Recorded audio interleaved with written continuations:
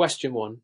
During a major transformation where existing methods of content distribution are being challenged by emerging technologies, a group of independent musicians collectively files a lawsuit against a streaming platform for unauthorized distribution of their songs. The platform argues that it operates under the Digital Millennium Copyright Act DLA safe harbor provisions and has complied with notice and takedown procedures. However, musicians claim that the platform actively curates playlists and uses algorithms to promote content, making it an active participant rather than a passive host. Under U.S. copyright law, how should a court likely rule in this case? A. The platform is liable for copyright infringement because it curates and promotes content exceeding the scope of DSEA safe harbor. B. The platform is not liable because it does not directly upload or create the content and thus falls under DSEA safe harbor. C. The musicians have no legal standing to sue individually because copyright claims must be filed by a collective rights organization. D. The platform is liable only if it failed to promptly remove infringing content after receiving a valid takedown notice. Answer A. The platform is liable for copyright infringement because it curates and promotes content exceeding the scope of DMEA safe harbor. Explanation. The Digital Millennium Copyright Act DMEA provides safe harbor protections for online service providers OSPs under 17 U.S.C. SS 512, shielding them from liability for copyright infringement as long as they remain passive intermediaries. However, if platform goes beyond mere hosting and actively curates or promotes copyrighted material, courts have ruled that it can be held liable. Case law reference. In Viacom v. YouTube 2013, the Second Circuit ruled that platforms must not have actual knowledge of specific infringements to qualify safe harbor, but algorithms and curation can complicate this defense. Active participation exception. If the platform actively organizes, curates, or monetizes copyrighted content beyond passive hosting, it may no longer qualify for DSEA protection. Role of algorithms. Courts have increasingly scrutinized whether platforms that use algorithms to promote content are exercising editorial control, which could make them more akin to publisher than a neutral intermediary. Thus, in this case, if the court finds that the streaming platform actively curates playlists and promotes content, it may rule that it has exceeded the scope of DMAA's safe harbor and is liable for infringement. Question 2. In an environment where different components must interact seamlessly to maintain creative collaboration, a dispute arises between two authors who jointly wrote a best-selling novel. One author wishes to license the work for adaptation into a film, while the other refuses, arguing that any licensing requires unanimous consent. Under U.S. copyright law, how should this dispute be resolved? A. Either author may license the entire work without the consent of the other, as long as they fairly share the profits. B. Neither author may license the work without unanimous agreement from all joint authors. C. A joint author may grant a non-exclusive license to the work without the consent of the other, but cannot grant an exclusive license without permission. D. The Copyright Act mandates arbitration in disputes between joint authors, so the court appoint an arbitrator to settle the matter. Answer C. A joint author may grant a non-exclusive license to the work without the consent of the other, but cannot grant an exclusive license without permission. Explanation. Under 17 U.S.C. SS 201A, joint authors are co-owners of copyright and have equal rights to exploit the work. However, their ability to license the work depends on whether the license is exclusive or non-exclusive. Non-exclusive licenses. Any joint author may grant non-exclusive license without the other's consent. This allows flexibility in how joint authors use and distribute the work. Exclusive licenses. However, an exclusive license significant rights and thus requires the unanimous consent of all joint authors. Revenue sharing. While an author can license the work, they are legally required to account for and share any profits derived from such license with the other joint author. Case law reference. The Ninth Circuit case Muhammad v. Lee 2000 clarified that joint authorship requires an intent to share control, but it does not grant individual authors unilateral authority over exclusive rights. Thus, the correct answer is C, as the author can grant non-exclusive license, e.g., temporary adaptation right for film development, but cannot sign an exclusive contract, such as long-term film rights deal, without full agreement. Question 3. While examining inconsistencies across various units of a publishing company, the legal team discovers that an AI-generated book has been registered for copyright protection under the company's name. The registration was approved, but competitors challenge its validity, arguing that copyright law does not protect works created entirely by artificial intelligence. Under current U.S. copyright law, what is the likely outcome of this dispute? A. The registration is invalid because U.S. copyright law requires human author. B. The registration is valid because AI-generated works can be owned by the entity that programmed the AI. C. The registration remains valid only if human editor made substantial modifications to the AI-generated content. D. The registration is valid because the Copyright Office has not yet issued definitive guidance on AI-generated works. Answer A. The registration is invalid because U.S. copyright law requires a human author explanation. Under U.S. copyright law 17 U.S.C. SS 102A, copyright protection is only granted to works that contain human authorship.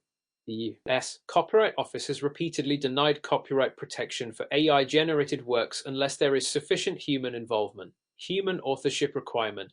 The Copyright Office issued guidance stating that works autonomously created by artificial intelligence without human creative input or intervention are not eligible for copyright protection. Recent case law in Thaler v. Perlmutter 2023, Federal Court upheld Copyright Office's decision to reject copyright application for an image generated solely by AI, ruling that copyright law requires human authorship substantial human modification exception. If human author significantly edits or creatively contributes to an AI-generated work, that portion may be copyrightable. This aligns with the ruling in Feist Publications Inc. v. Rural Telephone Service Company 1991. Emphasized originality is requirement for protection.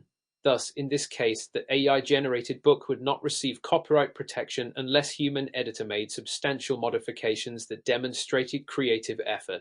If the book was entirely AI-generated, the registration is likely invalid. Question 4. During a critical transition period where existing processes are being revised to accommodate digital transformations, a software company launches a new artificial intelligence-based content generator. The system is designed to create text-based articles, images, and even short videos based on user prompts. The company claims that all generated outputs are entirely original, yet some users find that portions of the content closely resemble copyrighted materials from books, journal articles, and online blogs. A lawsuit is filed alleging copyright infringement. Based on copyright law, which of the following best determines whether the company's AI-generated content constitutes infringement? A. The level of human involvement in selecting the AI-generated content determines whether the company can be held liable for infringement.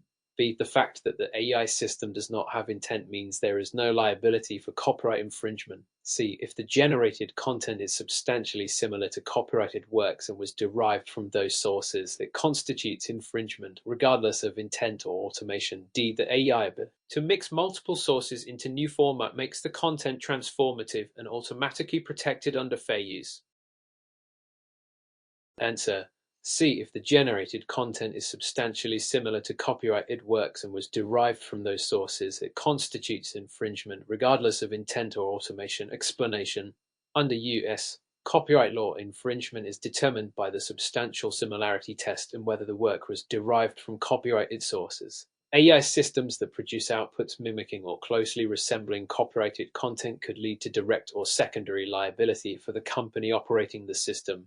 The lack of intent, option B, does not exempt liability as copyright infringement does not require willfulness. Only unauthorized use. Option D is incorrect because fair use requires case-by-case analysis and merely remixing sources does not automatically make something transformative. Option is partially correct in that human oversight matters, but the fundamental issue is whether the output is substantially similar and copied from protected materials. Legal precedents such as Authors Guild v.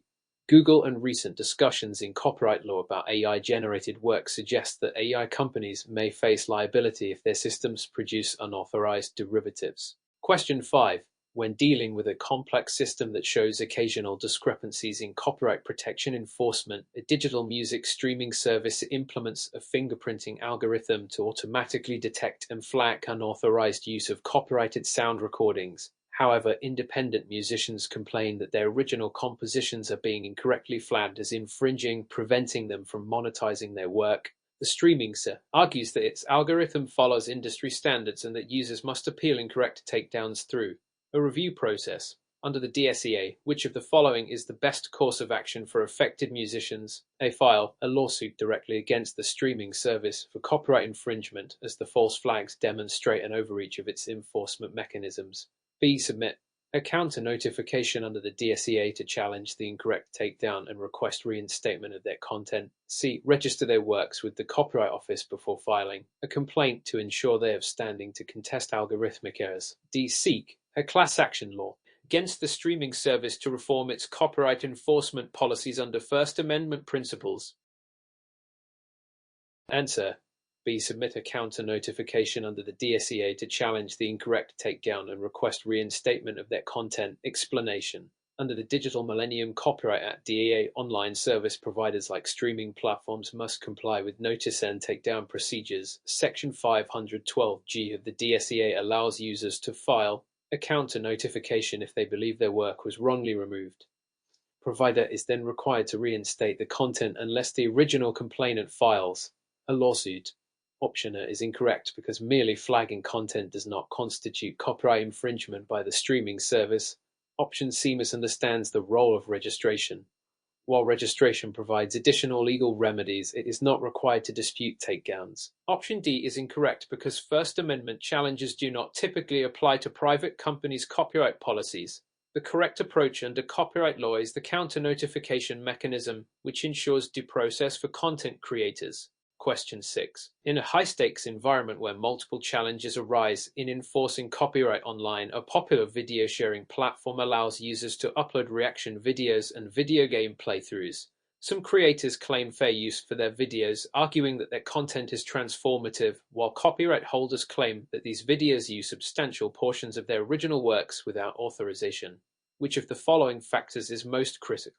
Determining fair use in this scenario: A. Whether the reaction video adds commentary, criticism, or parody that meaningfully transforms the original work. B. The fact that the video platform generates advertising revenue from the uploaded content. C. The mere length of the original copyrighted content used in the reaction video, with longer clips being less likely to qualify as fair use. D. Whether the uploader obtained permission from the original copyright holder before using the content.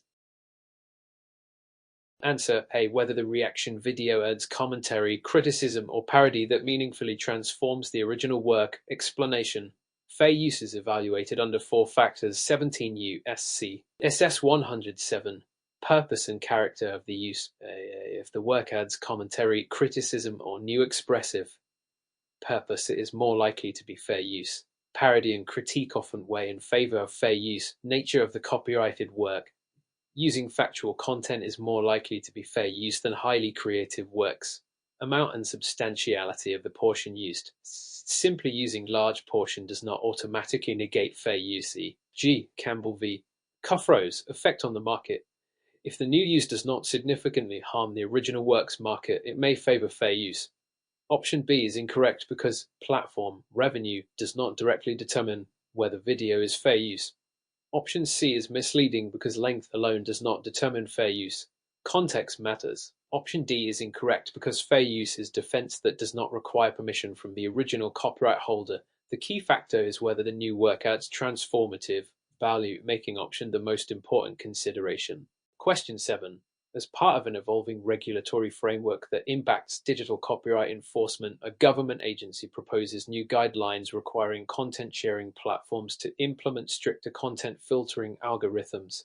The goal is to reduce copyright infringement by automatically detecting and blocking unauthorized uploads. However, advocacy groups argue that these filters may lead to overblocking of legitimate content in fair use materials and public domain works. What is the most significant legal challenge these automated copyright filters may face? A. They may violate the First Amendment by excessively restricting lawful speech, including fair use and public domain materials. B. They increase costs for content-sharing platforms but do not present a legal issue since companies have the right to enforce stricter copyright policies. C. They ensure compliance with international copyright treaties, making them legally justified despite concerns over overblocking. D. They eliminate the need. Digital Millennium Copyright Act (DEA) notice and takedown system, streamlining copyright enforcement.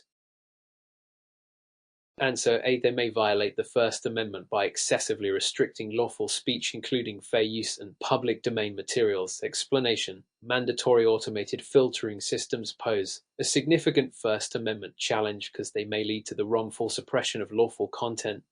Courts have recognized that fair use is a legally protected right, and an overly aggressive filtering system that blocks fair use material could constitute unlawful prior restraint on speech. See Lentz v. Universal Music Corp. 2015, where the court ruled the copyright holders must consider fair use before issuing takedown notices. Option B is incorrect because financial burden alone does not determine legality. Option C is incorrect because compliance with international treaties does not override constitutional concerns in the EU.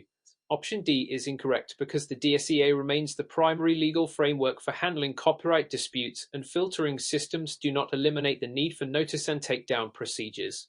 Question 8. In a situation where copyright enforcement intersects with user rights, a popular online marketplace allows users to sell handmade products featuring well-known cartoon characters. The marketplace has a policy requiring sellers to confirm that they have obtained the appropriate licenses for any copyrighted images used in their products. However, a major entertainment studio sends takedown requests under the DSEA, leading to mass removal of sellers' listings. Some sellers argue that their products qualify as fan art and should be protected. How does U.S. copyright law typically address this dispute? A selling products with copyrighted characters without license is generally considered copyright infringement, regardless of artistic effort.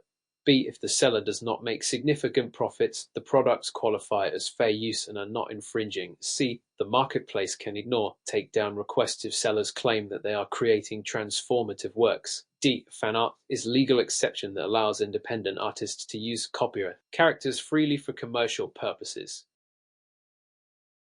Answer A. Selling products with copyrighted characters without a license is generally considered copyright infringement, regardless of artistic effort. Explanation.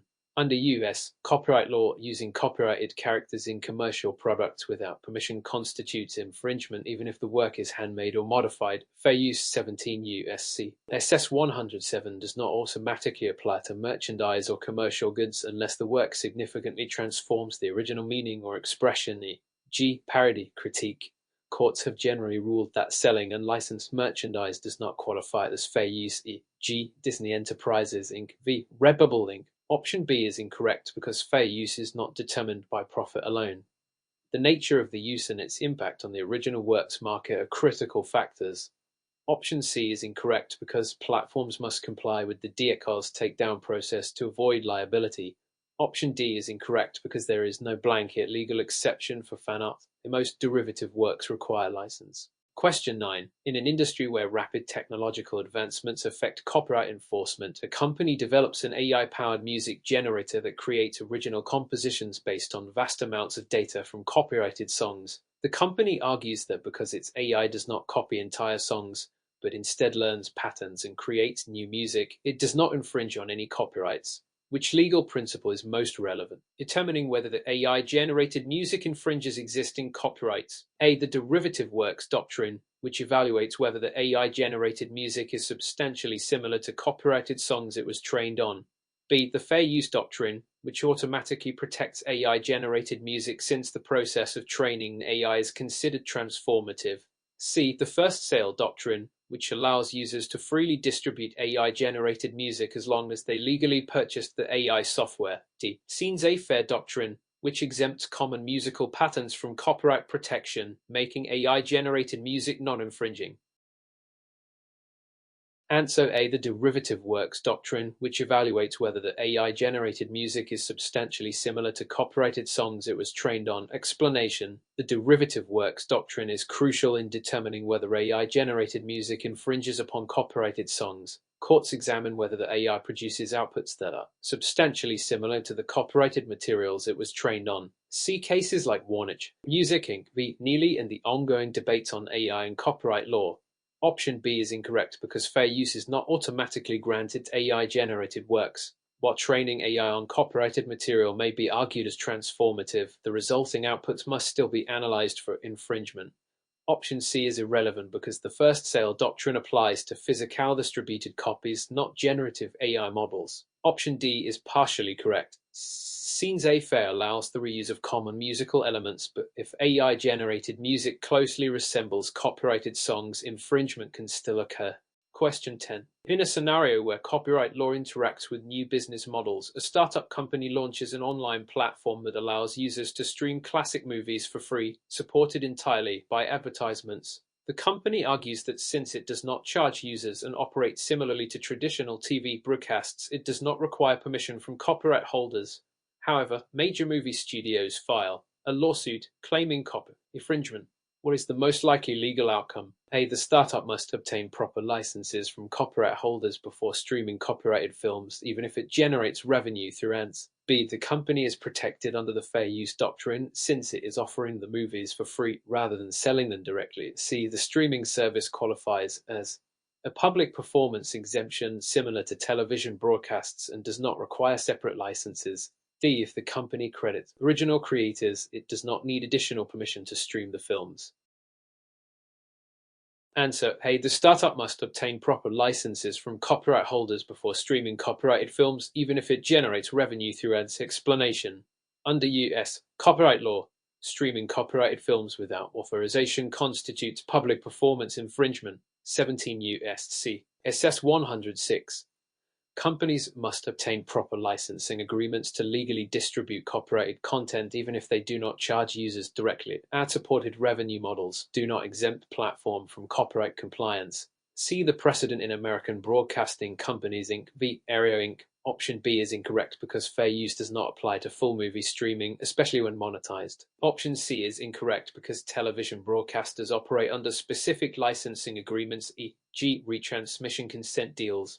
Option D is incorrect because crediting the original creators does not override copyright law's licensing requirements. Question 11. In a high-stakes environment where multiple challenges must be addressed simultaneously, a financial institution is implementing a real-time fraud detection system to prevent unauthorized transactions.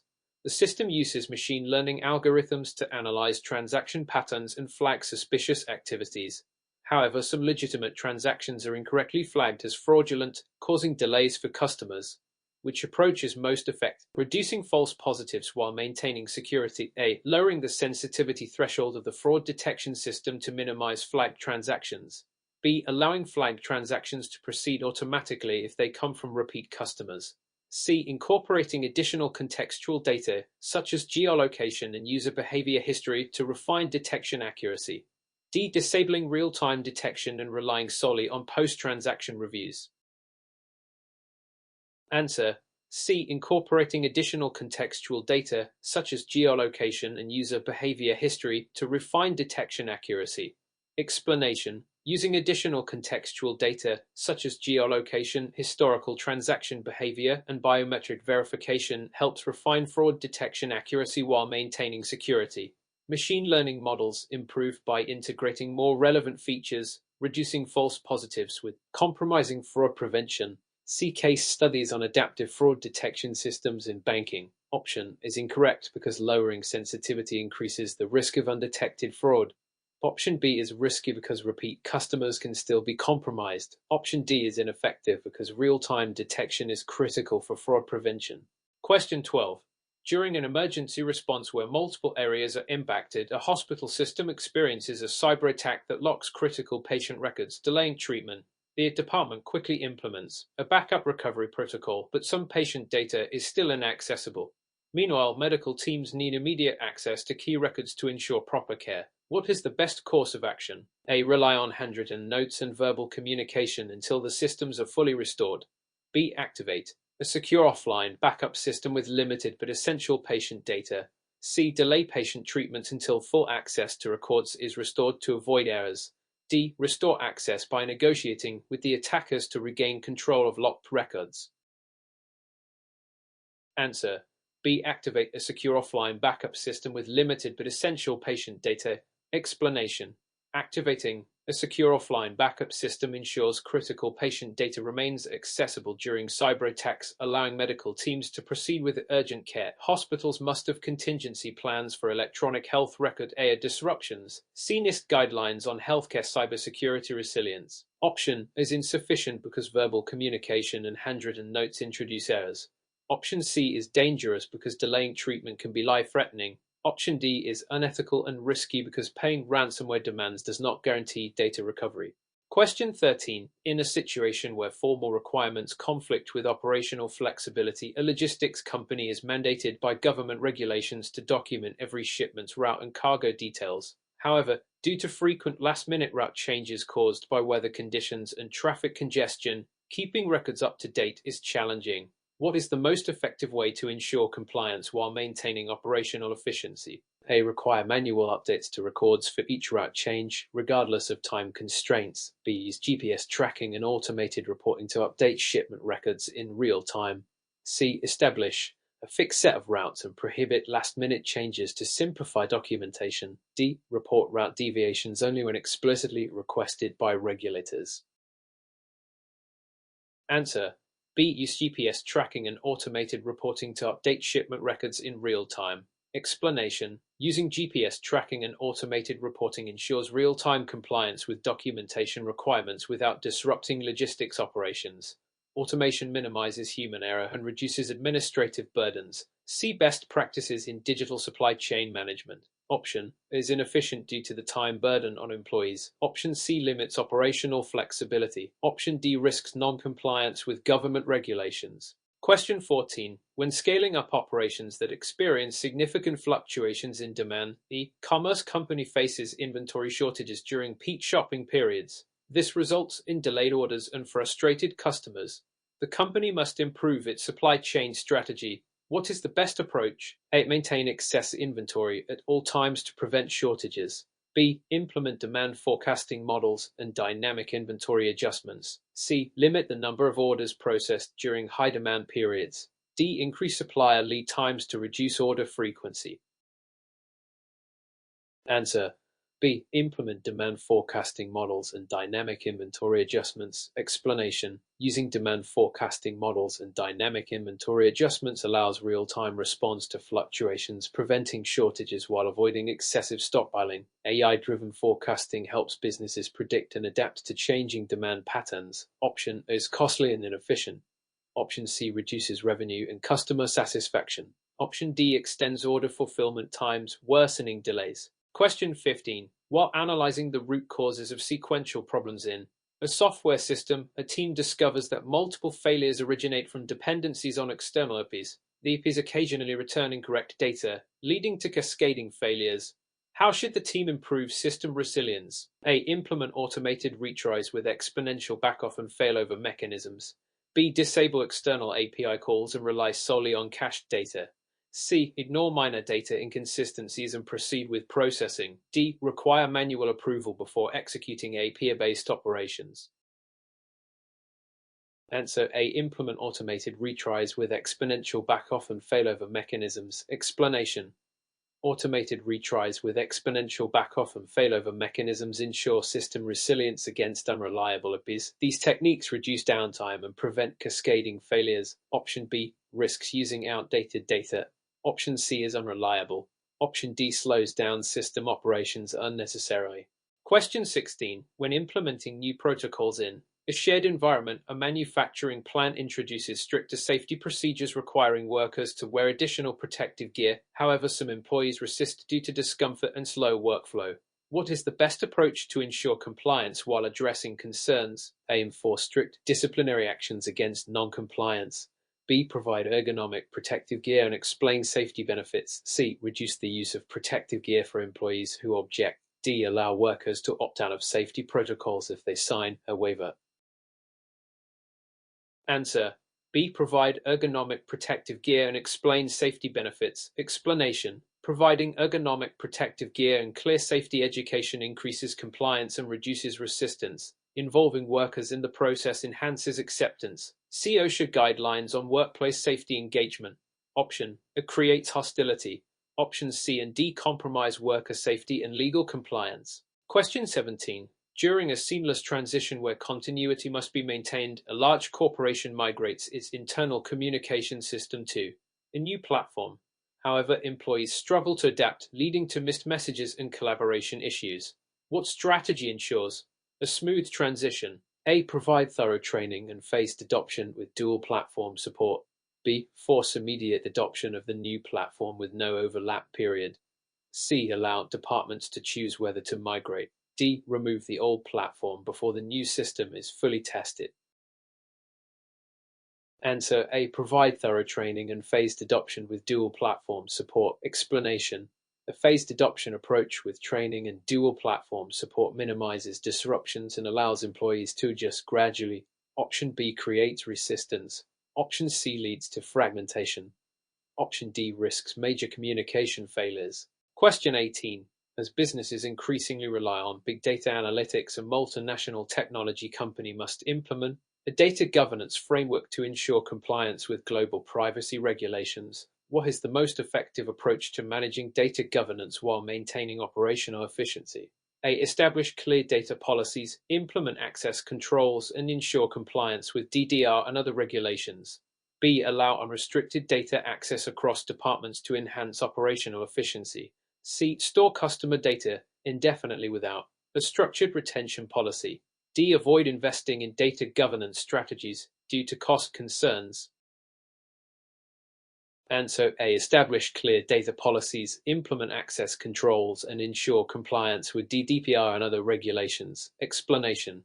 Data governance is essential for regulatory compliance and operational integrity. Option A is correct because clear policies, controlled access, and regulatory compliance reduce risks of data breaches and legal penalties. Option B is incorrect because unrestricted data access increases the risk of unauthorized use and security breaches. Option C is incorrect because indefinite data storage can violate privacy laws and create unnecessary security risks. Option D is incorrect because lack of investment in data governance can lead to costly regulatory fines and reputational damage. Question 19. With the rise of e-commerce, a global retail company must enhance its supply chain resilience to prevent disruptions caused by geopolitical instability and economic fluctuations. What is the best approach to ensuring a stable and efficient supply chain? A. Diversify suppliers across multiple regions, adopt predictive analytics, and invest in automation. B. Rely on a single supplier to minimize complexity. C. Reduce inventory levels to cut costs without assessing demand fluctuations. D. Ignore supply chain risks and focus only on sales growth. Answer A. Diversify suppliers across multiple regions, adopt predictive analytics, and invest in automation. Explanation. A resilient supply chain ensures continuous operations despite disruptions. Option A is correct because supplier diversification, predictive analytics, and automation reduce dependence on any single source and improve efficiency. Option B is incorrect because over-reliance on one supplier increases vulnerability to geopolitical and economic risks. Option C is incorrect because reducing inventory without considering demand fluctuations can lead to stock shortages. Option D is incorrect because ignoring supply chain risks can result in significant financial and operational losses. Question 20. As artificial intelligence (AI) becomes a core component of customer service, a financial services company must integrate AI-driven chatbots while maintaining high levels of customer satisfaction. What is the most effective way to balance automation and personalized customer experiences? A. Use AI chatbots for routine inquiries while ensuring human agents handle complex issues. B. Replace all human customer service agents with AI to reduce costs. C. Allow AI to make financial decisions for customers without human oversight. D. Avoid implementing AI in customer service to prevent technological risks.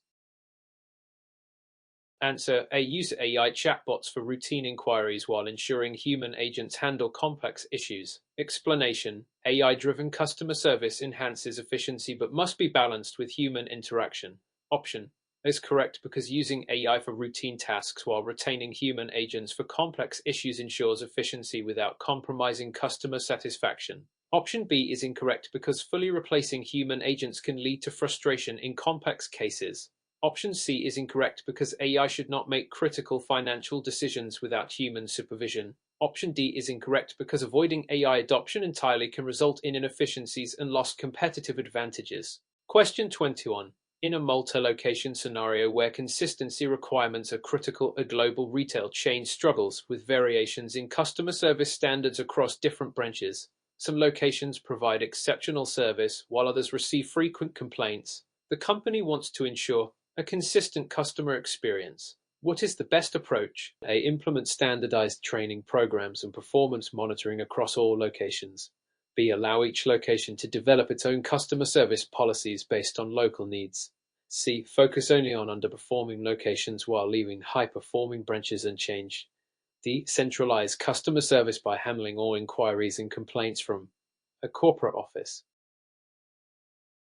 Answer A. Implement standardized training programs and performance monitoring across all locations. Explanation. Standardized training programs and performance monitoring create a unified customer experience, ensuring service consistency across locations.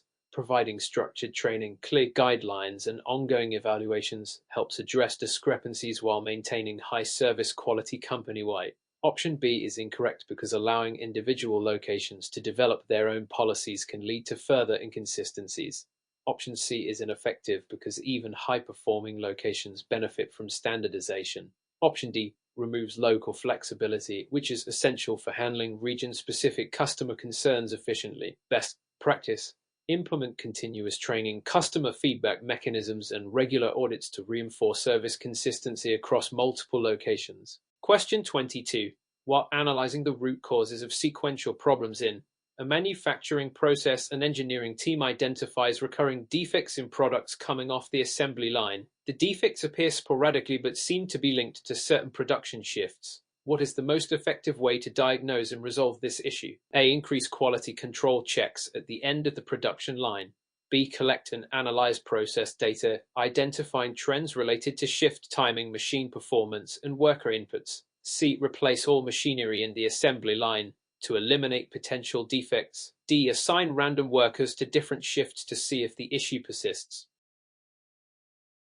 Answer. B. Collect and analyze process data, identifying trends related to shift timing, machine performance, and worker inputs. Explanation. The best approach is to collect and analyze production data to identify trends related to shift timing, machine performance, and worker inputs. By reviewing historical data and patterns, the team can pinpoint the root cause of the defects and make targeted improvements. Option is insufficient because it only catches defects at the end rather than preventing them. Option C is costly and unnecessary if the problem is human or procedural rather than mechanical. Option D is ineffective as it does not address underlying causes and may disrupt workflow.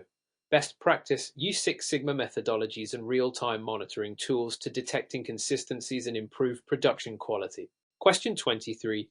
During a major transformation where existing methods are being replaced, a company transitions from traditional project management to an agile framework. However, employees accustomed to rigid structures struggle with the new workflow. What is the best way to facilitate this transition? A. Provide comprehensive agile training and gradually introduce changes. B. Immediately enforce agile methodologies with strict deadlines for adaptation. C. Allow employees to choose whether they want to follow agile or traditional methods. D. Scrap the transformation if employees resist too much.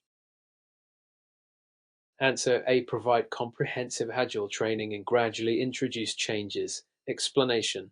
A gradual transition with proper training allows employees to understand and adapt to agile workflows effectively. Change management principles suggest that resistance decreases when employees receive proper guidance and phased implementation. Option B is incorrect because forcing immediate change increases frustration and resistance. Option C leads to workflow inconsistencies, defeating the purpose of standardizing agile practices. Option D prevents progress and ignores long-term benefits. Best practice: use pilot teams, hands-on workshops, and mentorship programs to support employees in the shift to agile methodologies. Question 24. When developing a solution that must address opposing needs, a company designing a new software product faces a challenge. Some users want maximum customization, while others prefer a simple, streamlined experience. What is the best way to accommodate both groups? A. Develop two separate versions of the software tailored to each user group. B. Create a flexible user interface with optional advanced settings. C. Prioritize one group's preference over the other to simplify development. D. Conduct user surveys and design the product based on the majority preference. Answer B. Create a flexible user interface with optional advanced settings. Explanation. A flexible user interface with optional advanced settings accommodates both casual users and power users, ensuring a broader appeal and enhanced usability. Option is costly and inefficient. Maintaining two separate versions requires extra resources and complicates updates. Option C alienates part of the user base. Option D ignores minority user needs, leading to dissatisfaction. Best practice: implement adaptive UI design principles, allowing users to toggle between basic and advanced settings for a personalized experience. Question 25. In an environment where different components must interact seamlessly, a smart home automation company integrates security cameras, thermostats, and lighting systems. However, customers report compatibility issues when connecting third-party devices. What is the best strategy to improve integration? A. Establish industry standard protocols and APIs for seamless third-party device compatibility. B. Require customers to use only the company's proprietary devices. C. Limit the system's functionality to reduce compatibility risks. D. Provide customer support to manually configure third-party devices when needed. Answer A. Establish industry standard protocols and APIs for seamless third-party device compatibility. Explanation. Standardized protocols and APIs ensure that third-party devices can seamlessly integrate with the smart home system, enhancing user experience and product adoption. Option B limits market appeal. Option C sacrifices product potential. Option D is not scalable. Best practice: use open source standards like Zigbee, Z-Wave, or Matter to maximize interoperability. Question 26. While updating traditional approaches where interconnections exist, an airline upgrades its outdated reservation system, affecting multiple departments. How can the company ensure a smooth transition without disrupting operations? A. Implement the new system in parallel with the old one before full migration. B. Shut down the old system immediately to force adaptation. C. Train only the department, assuming that the teams will adjust over time. D. Launch the new system without a backup plan to encourage fast troubleshooting. Answer A. Implement the new system in parallel with the old one before full migration. Explanation. Running both systems in parallel allows for testing, training, and troubleshooting before a complete transition, ensuring minimal disruptions. Option B creates immediate operational chaos. Option C leaves employees unprepared. Option D is reckless. Best practice: use phased rollouts with real-time monitoring and feedback loops. Question 27. During an emergency response where multiple areas are impacted, a hospital network experiences a cyber attack that disrupts its patient record system, delaying critical care. What is the best approach to restoring operations while maintaining patient safety? A. Immediately switch to manual record keeping while cybersecurity experts investigate and restore systems. B. Shut down all hospital systems until the source of the attack is identified and neutralized. C. Wait for official forensic results before making any system changes to avoid further vulnerabilities. D. Allow only emergency departments to access digital records while restricting all other areas.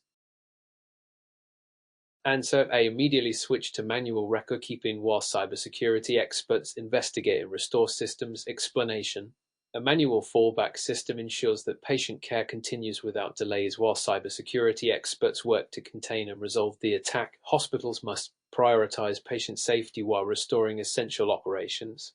Option B is too drastic and would disrupt hospital-wide operations. Option C wastes valuable time, delaying critical care. Option D is insufficient, as other hospital units also rely on medical records for treatment decisions. Best practice: hospitals should have disaster recovery plans, including offline backups, emergency communication protocols, and cybersecurity training for staff. Question 28. When scaling up operations that experience significant growth, an e-commerce company struggles with longer shipping times, customer service delays, and warehouse inefficiencies, what is the best long-term strategy to manage this rapid growth effectively? A. Invest in automation and logistics optimization to improve efficiency.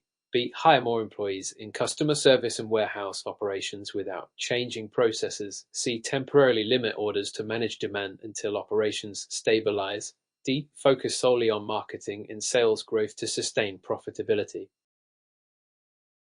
Answer A. Invest in automation and logistics optimization to improve efficiency. Explanation. Investing in automation and logistics optimization allows the company to scale sustainably while maintaining efficiency and customer satisfaction. Option B is costly and inefficient if processes remain outdated. Option C limits business growth instead of solving core operational issues. Option D ignores logistical constraints, leading to further delays and dissatisfied customers. Best practice: use AI-driven inventory management, automated fulfillment systems, and data analytics to optimize operations at scale. Question 29. In a situation where formal requirements conflict with practical needs, a city government mandates strict zoning laws for commercial properties, but small businesses struggle to comply due to high costs. What is the most effective approach to balancing regulation with economic growth? A. Introduce flexible zoning policies that allow small businesses to operate with reasonable adjustments. B. Enforce all zoning laws strictly regardless of business size. C. Offer exemptions to small businesses without reviewing potential impacts. D. Remove zoning laws entirely to encourage unrestricted business growth. Answer A. Introduce flexible zoning policies that allow small businesses to operate with reasonable adjustments. Explanation. Flexible zoning policies help balance regulation with economic growth, allowing small businesses to thrive while maintaining urban planning standards. Option B stifles small businesses, making compliance unaffordable. Option C can lead to uncontrolled growth and safety risks. Option D removes necessary regulations that protect public infrastructure. Best practice. Implement conditional zoning waivers, community input sessions, and incentive programs for compliance. Question 30. While managing a hybrid approach where timing issues arise, a multinational company adopts both in-office and remote work policies, but faces difficulties in scheduling meetings across multiple time zones. How can the company improve coordination without reducing productivity? A. Implement asynchronous communication tools and flexible scheduling practices. B. Require all employees to follow a single time zone for consistency. C. Limit remote work to employees in the same geographic region. D. Set fixed meeting times without considering different time zones. Answer A. Implement asynchronous communication tools and flexible scheduling practices. Explanation. Using asynchronous communication tools, e.g., recorded updates, shared documents, and flexible scheduling ensures global teams can collaborate effectively without disruptions. Option B is impractical as it disregards employees' personal schedules. Option C limits talent acquisition by restricting remote work. Option D creates scheduling conflicts, reducing productivity. Best practice. Adopt time zone friendly scheduling tools, asynchronous collaboration methods, and rotating meeting times to ensure fairness across teams.